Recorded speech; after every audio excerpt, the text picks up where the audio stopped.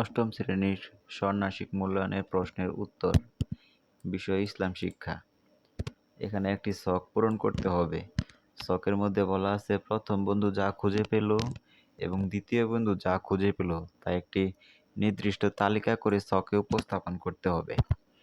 তো আমি যা খুঁজে পেলাম, বন্যা, ঘূর্ণিঝড়, ভূমিকম্প, এগুলা থেকে আমরা আতঙ্ক, সম্পদের ক্ষতি এবং জীবনহানি হয়ে থাকে।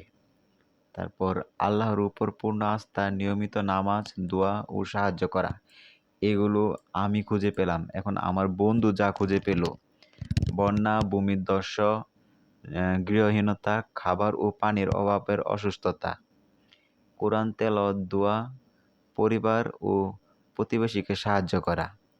দ্বিতীয় বন্ধু যা খুঁজে পেল, ঘূর্ণিঝড়, বজ্রপাত, আশ্রয়হীনতা, পানির সংকট ও বিদ্যুতের সংকট, দান খয়রাত, ধৈর্য ও নিয়মিত নামাজ, সান্ত্বনা, এগুলো থেকে আমাদের একটা উপসংহার লিখতে হবে।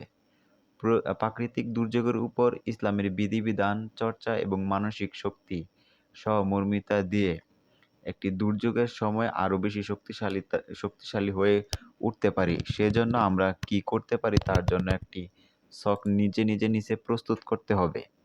তো এর জন্য আমাদের কাজ 2 বলা হয়েছে, চিহ্নিত প্রাকৃতিক দুর্যোগসমূহের ফলে প্রাকৃতিক সম্ভাবনার বিভিন্ন ধরনের দ্বারপ্রান্ত আছে, সেগুলো আমাদের পয়েন্ট আকারে তুলে ধরতে হবে। প্রথম বন্যা, তারপরে ঘূর্ণিঝড়, তারপরে ভূমিকম্প, এগুলো একটি ছক আকারে আমাদের এখানে উপস্থাপন করতে হবে। তৃতীয় ধাপে আমাদের প্রশ্নে বলা আছে প্রাকৃতিক ও সামাজিক দুর্যোগ থেকে আমরা ইসলামের দৃষ্টিতে বিভিন্ন ধরনের শিক্ষা পাই।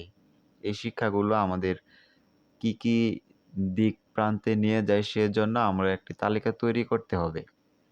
তো প্রথম ধাপে বলা আছে আল্লাহর উপর পূর্ণ আস্থা অর্জন করতে হবে। দ্বিতীয় ধাপে ধৈর্য ও সহনশীলতা হতে হবে।